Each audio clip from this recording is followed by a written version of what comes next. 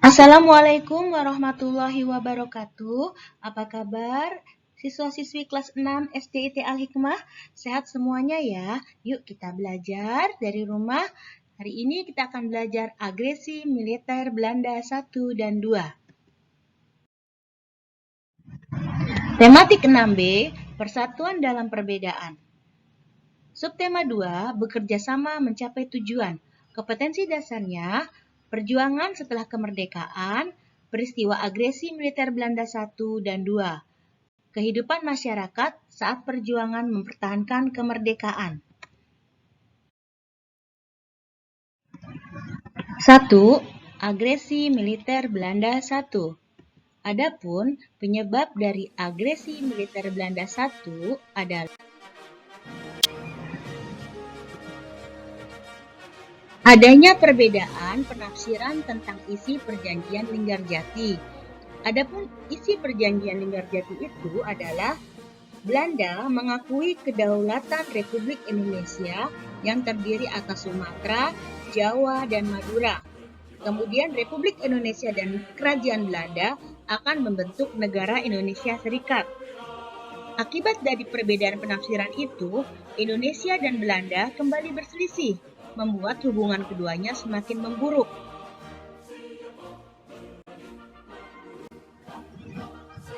Pada tanggal 27 Mei 1947, Belanda mengirimkan catatan ultimatum. Adapun ultimatumnya itu berisi A. Membentuk pemerintah sementara secara bersama-sama. B.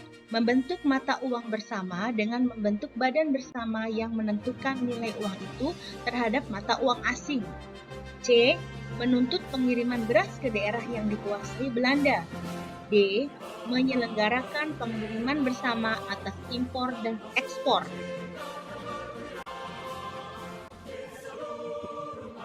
Perdana Menteri Sultan Syahrir menyatakan kesediaan untuk mengakui kedaulatan Belanda selama masa peralihan, tapi menolak pasukan penjaga keamanan bersama. Pernyataan tersebut mendatangkan reaksi keras dari partai politik di Indonesia pada saat itu.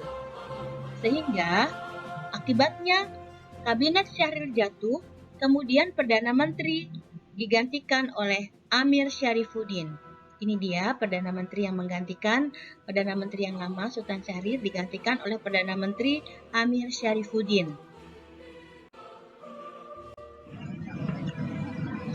Pada tanggal 15 Juli 1947, Belanda mengirim catatan berupa ultimatum kedua.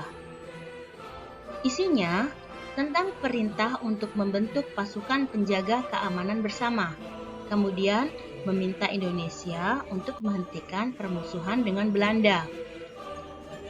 Pihak Belanda memberikan waktu 32 jam bagi Indonesia untuk menanggapinya. Pada tanggal 17 Juli 1947, Indonesia memberikan jawaban melalui RII, Radio Islam Indonesia, tetapi ditolak oleh pihak Belanda. Selanjutnya, pada tanggal 21 Juli 1947, Belanda melancarkan serangan serentak kepada daerah RI dikenal dengan agresi militer Belanda I atau Perang Kolonial I. Pasukan Belanda menggempur beberapa daerah Indonesia. Dalam menghadapi serangan tersebut, TNI membentuk daerah gerilya pasukan Republik Indonesia. Dengan taktik tersebut, hanya kota-kota saja yang berhasil dikuasai Belanda. Sementara luar kota menjadi daerah gerilya pasukan Republik Indonesia.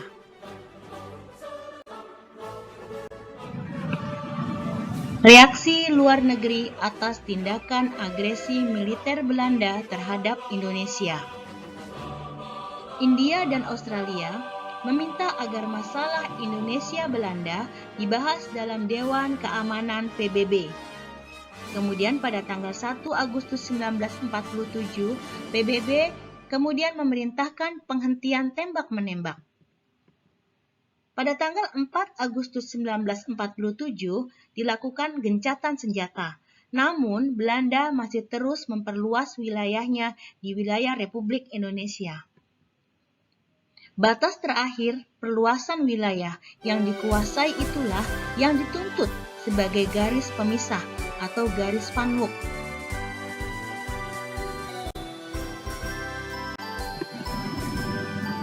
Dua, agresi militer Belanda II.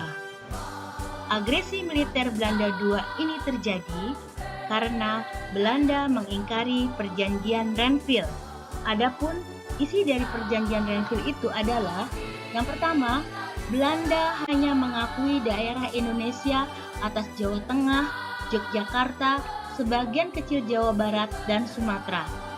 Dua, tentara Republik Indonesia harus ditarik mundur dari daerah-daerah yang telah diduduki oleh Belanda. Perjanjian Renville ini sangat merugikan Indonesia, baik secara politik, ekonomi, maupun militer.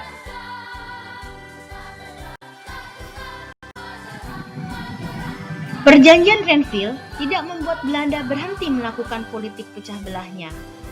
Politik pecah belahnya itu diantaranya Belanda mendirikan beberapa negara boneka untuk mengepung Indonesia.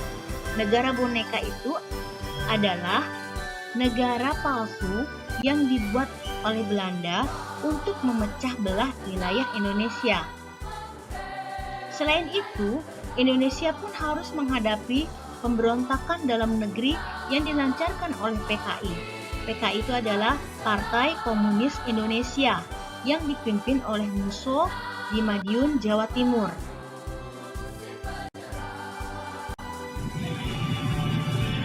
Dr. Bill sebagai wakil tinggi mahkota Belanda memberitahu delegasi RI dan KTN bahwa Belanda sudah tidak terikat lagi oleh perjanjian Renville. Perlu diketahui, KTN ini adalah Komisi Tiga Negara yang berisi 3 negara yaitu Australia, Belgia, dan Amerika Serikat.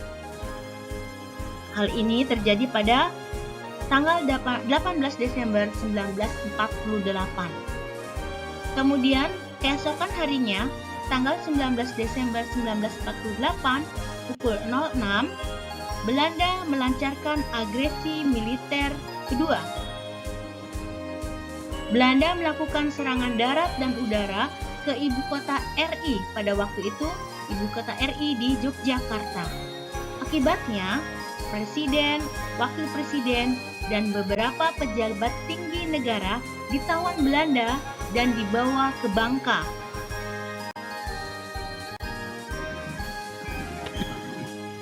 Dewan Keamanan PBB kembali membahas agresi militer Belanda II. Pada tanggal 28 Januari 1949, Dewan Keamanan mengeluarkan resolusi terhadap Belanda. Resolusi itu berisi tentang perintah penghentian semua operasi militer Belanda dan aktivitas gerilya yang ada di Indonesia. Baik, kita lanjut ya ke quiz time. Setelah kita tadi ada pembahasan, nomor 1 nanti ditulis di buku tulis ya, isinya saja ya. Perbedaan penafsiran perjanjian titik-titik membuat Indonesia dan Belanda kembali berselisih yang menyebabkan agresi militer Belanda I. Kedua, Perdana Menteri Sultan Syahrir digantikan oleh titik-titik-titik. 3. Dalam menghadapi Belanda, TNI melakukan taktik perang titik-titik-titik. 4. Penyebab terjadinya agresi militer Belanda II karena Belanda mengingkari perjanjian titik-titik-titik. 5. Pada agresi militer Belanda II, Belanda melakukan serangan darat dan udara ke ibu kota RI.